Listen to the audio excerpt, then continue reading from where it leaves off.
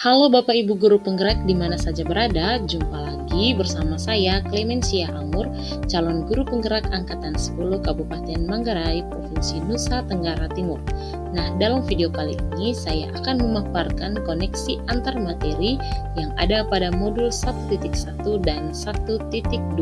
Saya selalu dibimbing oleh fasilitator saya yakni Bapak Tadius Mua dan pengajar praktik saya yakni Bapak Yosef Nikoda Pantur. Untuk menyelesaikan koneksi antar materi ini, saya menggunakan model refleksi 4P, yaitu yang pertama peristiwa, yang kedua perasaan, yang ketiga pembelajaran, dan yang keempat penerapan ke depan. Kita lihat yang pertama peristiwa. Momen yang paling penting atau menantang bagi saya setelah mempelajari modul 1.1 yaitu terkait filosofi pemikiran Ki Hajar Dewantara adalah yang pertama ketika saya mengetahui bahwa pembelajaran harusnya berpihak pada murid dan guru berperan untuk menuntun tumbuh kembangnya kodrat yang ada pada murid.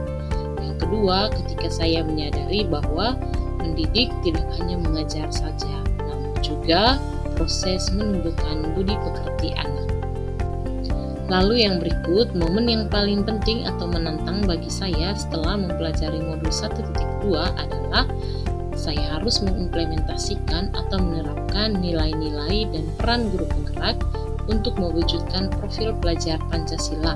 Dan yang kedua, peran sebagai guru tidak hanya berlaku di dalam kelas saja, melainkan juga di luar kelas dan tentunya harus melibatkan seluruh stakeholder sekolah.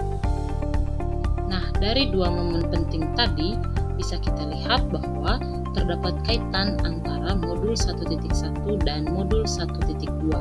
Dan di sini yang saya pahami kaitannya adalah berdasarkan filosofi Ki Hajar Dewantara, pendidikan harusnya menuntun sehingga guru sebagai pemimpin pembelajaran harus berpihak pada murid dan guru harusnya memahami dengan sungguh-sungguh kodrat yang melekat dalam diri anak, sehingga dengan demikian guru mampu mewujudkan kepemimpinan murid dengan saling berkolaborasi.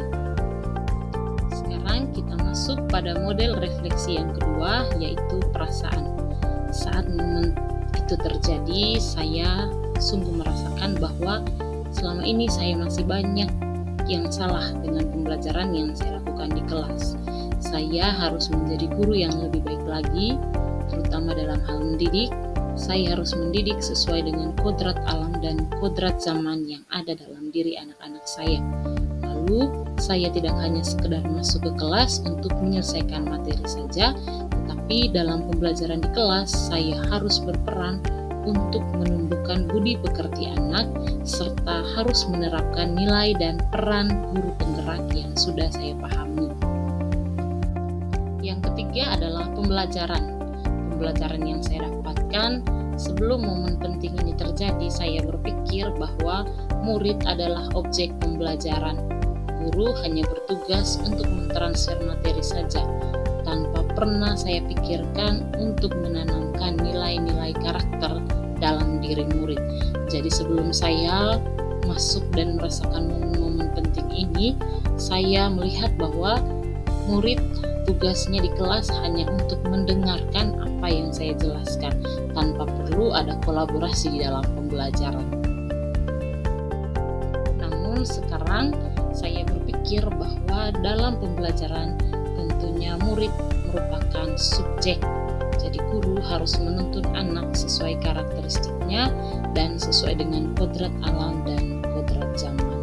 Pembelajaran yang saya dapatkan sungguh-sungguh menyadarkan saya bahwa tugas saya tidak hanya untuk mengajar, tetapi di dalamnya harus ada proses menuntun agar anak-anak berkembang dengan baik sesuai dengan karakteristiknya masing-masing.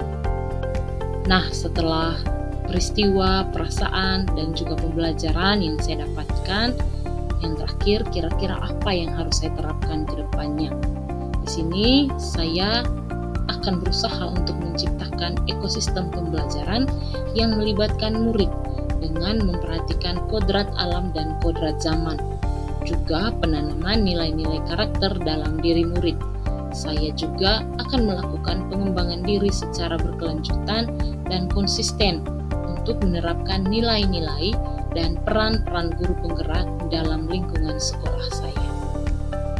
Bapak Ibu guru hebat, demikian saja pemaparan koneksi antar materi modul 1.1 dan 1.2 yang saya pahami. Semoga video ini dapat berguna dan bermanfaat bagi kita semua. Terima kasih, salam dan bahagia.